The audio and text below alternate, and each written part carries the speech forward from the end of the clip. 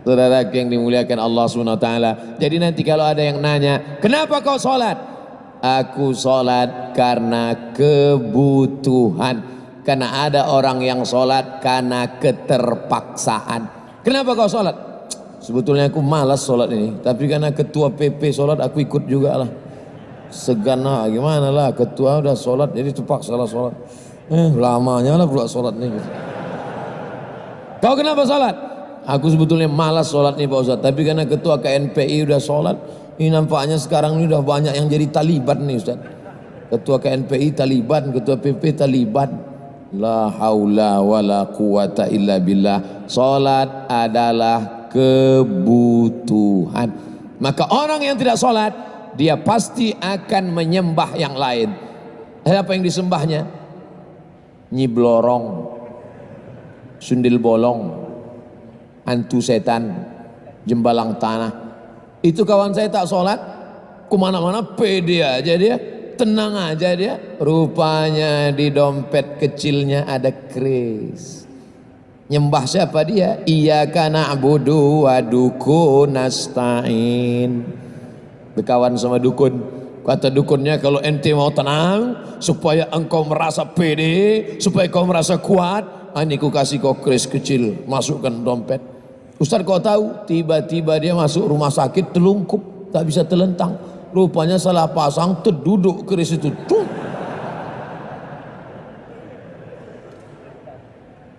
Ente kalau mau merasa tenang, merasa nyaman, anak-anak buah ente takut sama ente disegani orang, ini pakai ini. Apa ini? Ini kumis tunggal harimau. Gimana Pak Dukun bisa dapat kumis harimau ini? Waktu kebakaran hutan kemarin, ada harimau mati. Dampak kumisnya ini. Ini kalau pakai kumis tunggal ini, kita pede. Setan punya kerja. Kita tak ada bawa kumis tunggal, kita tak ada pakai batu cincin, kita tak ada pakai rantai, kita tak ada pakai gelang. Kalaupun ada yang pakai gelang, nggak ada magic-magicnya, nggak ada mistis-mistisnya, hanya sekedar hobi, tak apa-apa. Masalah batu cincin, saya pun pakai batu, tapi tak ada meyakini sesuatu apa-apa. Ustadz karena sering ceramah-ceramah di depan tentara, di depan polisi, depan pejabat, Ustadz mesti pakai batu warna merah supaya aura merah Ustadz bangkit, nanti Ustadz berani. Kalau Ustadz pakai cincin warna merah, wajah Ustadz akan merah, biji mata Ustadz pun merah. Kalau masalah biji mata merah, ikan busuk pun merah.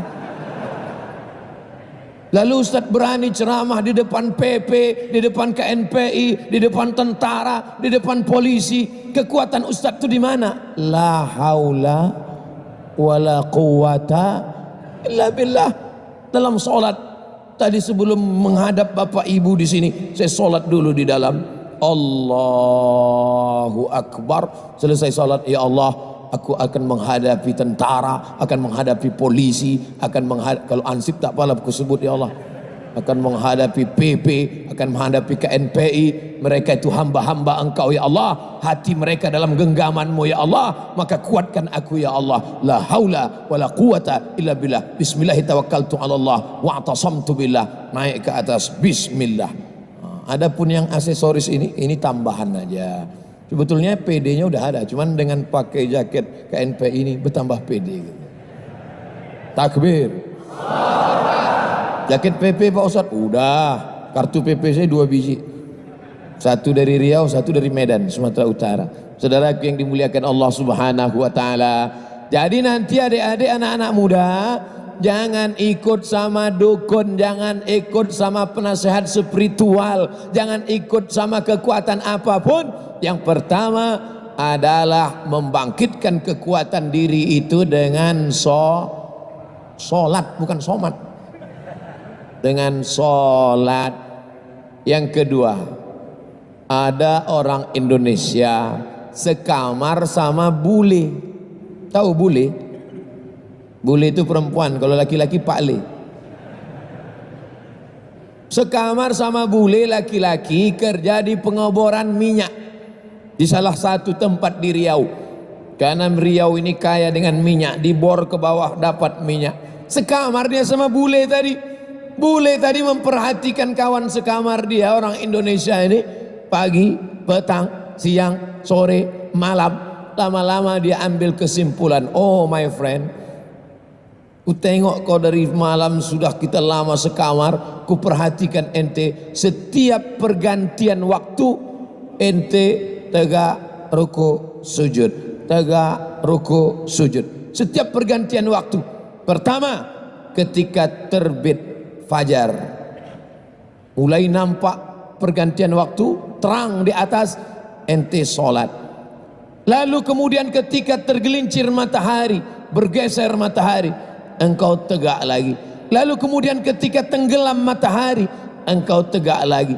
Lalu kemudian ketika nampak merah di barat, engkau tegak lagi. Lalu kemudian ketika malam sempurna, 5 kali ente saya perhatikan. Rupanya orang Islam sendiri pun tak memperhatikan waktu sholatnya, justru orang luar Islam yang memperhatikan. Rupanya kita ini setiap bergeser waktu dalam 24 jam kita menyembah Allah, mengagungkan Allah, mensyukuri nikmat Allah. Terbit fajar tadi, Allahu Akbar, salat subuh. Nanti tergelincir matahari, Allahu Akbar, salat zuhur. Nanti tenggelam matahari petang sebelum tenggelam sempurnanya, asar, Allahu Akbar. Habis itu nampak merah di ufuk barat, sempurna, Allahu Akbar.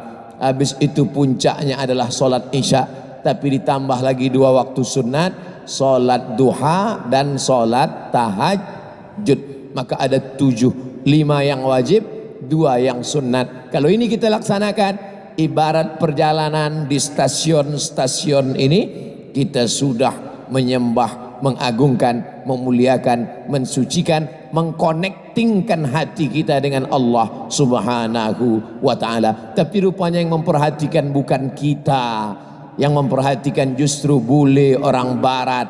Karena kita hanya sudah menjadi rutinitas setiap hari, subuh, zuhur, asar, maghrib, isya, subuh, zuhur, asar, maghrib, isya. Tidak boleh waktu bergeser, tidak boleh waktu berubah, kosong dari Allahu Akbar. Kita sudah laksanakan alhamdulillah subuh, dan bangga kita subuh ini hadir pula pejuang subuh, biker subuhan. Nanti zuhur tak datang. Ente kenapa zuhur tak datang? Ustaz, kan ada tuh sini subuh. Sedangkan subuhnya saja datang, waktu yang paling berat subuh, melawan kantuk, melawan selimut, melawan tidur. Sedang subuh aja datang, apalagi zuhur. Begitu cara berpikirnya. Itulah mengapa yang ditulis di situ biker subuhan, karena subuh yang paling berat. Kalau mau menengok orang munafik, tengok solat subuhnya. Kalau ada orang tak solat subuh, munafik itu. Tapi tentu jangan mentang-mentang udah solat balik dari sini jumpa kawan, munafik. Tak boleh kita keras, tak boleh kita radikal. Nanti kalau jumpa sama dia lembut, munafik. Kalau mau selamat dari munafik, maka sholat subuh. Alhamdulillah Ustaz Somad, kata mak-mak. Terima kasih Ustaz Somad, kata ibu-ibu. Sejak anak saya ikut pengajian Ustaz Somad, sekarang udah rajin sholat subuh dah. Dulu sholatnya bertinggalan, sekarang sholat subuhnya mantap. Bahkan tidak hanya sholat subuh Ustaz Somad, anak saya itu sekarang udah sholat duha. Kemarin saya intip di kamarnya, saya tengok dia sholat duha, cuman agak lain, pakai kunut Ustaz. Itu adalah sholat subuh kesiangan. Usolli fardhu subhi rak'ataini tulid lillahi ta'ala. Tulid, telat, terlambat. Saudara yang dimuliakan Allah Subhanahu wa ta'ala, yang pertama, salat adalah kebutuhan spiritual. Kalau kebutuhan makan, masukkan sarapan. Kalau siang, lunch. Kalau malam, dinner. Kalau makanan ringan, snack, ular goreng. Tapi kalau kebutuhan leher, teh tarik, kopi susu, minuman bersoda, tapi ada kebutuhan spiritual, itulah di hati. Andai kita tidak sholat, stres, depresi, tetap ada yang menawarkan, Anda stres, datanglah ke tempat kami. Kalian akan diajarkan bagaimana menenangkan hati. Pejamkan mata, tarik nafas. Tarik, tarik, tarik, tahan. Keluar dari bawah tuh. Jangan membuat yang tidak diajarkan Nabi Muhammad sallallahu alaihi wasallam. Salat adalah kebutuhan. Hari ini yang tidak setuju dengan cakap saya, silakan saja. Umur kau nanti panjang, dalam kehidupan kau menghadapi macam-macam. Di saat nanti terjadi benturan, di saat nanti terjadi stres, depresi, pergi ke dokter psikolog. Pak dokter, saya sedang stres, masalah saya banyak, masalah perusahaan, masalah kantor. Di kantor ditekan atasan, pas mau pulang kena tilang, sampai di rumah ditekan bini. Anak-anak saya macam tuyul. Macam mana saya ini? Akhirnya dikasih obat tidur. Makan obat tidur, tertidur. Bangun tidur, datang masalah lagi. Makan lagi obat tidur, tertidur. Bangun tidur, datang masalah lagi. Makan obat tidur, lama-lama datang sakit pinggang, stres, depresi, stroke, diabetes mellitus, jantung koroner, mati. Kalau hidup cuma untuk tidur, bagus mati. Kalau hidup tidak berani menghadapi tantangan, nanti nampak ada jenazah lewat, ikut. Pas duduk-duduk, nampak jenazah lewat, ikut. Pak, boleh kami ikut? Ikut, masuklah. Itu apa lama-lama hidup? Life is struggle. Hidup adalah tantangan. Bangkitkan adrenalinmu. Takbir.